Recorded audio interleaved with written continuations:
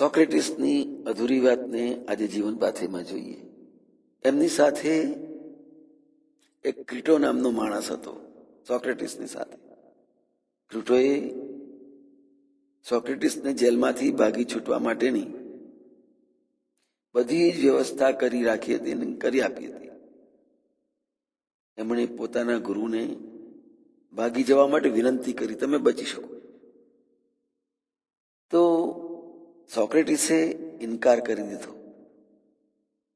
મારે રાજાના કાયદાની અવગણના કરીને એક પ્રજાજનને ઉચિત કર્તવ્યથી વિમુખ નથી થવું. આ કિંમતે મને જીવિત રહેવાની કોઈ ઈચ્છા નથી. એમણે પોતે જ કહ્યું. જો કે સોક્રેટિસ જેલમાંથી ભાગી ગયો તો સિદ્ધ થશે કે સોક્રેટિસ ખોટો હતો. મૃત્યુનો સમય નજીક આવી ગયો. એમના પગમાં પડેલી બેડીઓથી દુખતી જગ્યાને થોડી પંપાળી અને આત્મા અમર છે એ અમર હોવાની ચર્ચા એને શરૂ કરી દીધી. નિયત સમયે એમની પાસે ઝેરનો પાલો આવ્યો, સામે ધરવામાં આવ્યો.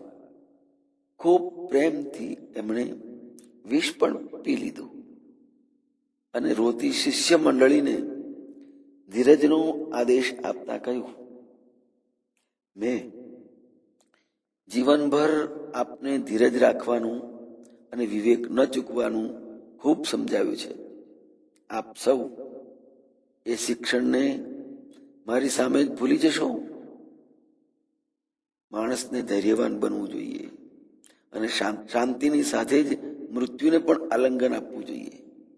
પ્રત્યેક બુદ્ધિમાન મનુષ્યની એક વિશેષતા એવી છે, સમયનો સદુપયોગ. જેણે આ તથ્યને સમજીને કાર્યરૂપે પાર ઉતાર્યું તેણે જ અહીં આવીને ઘણું ખરું બધું પ્રાપ્ત કર્યું છે. જય વાત.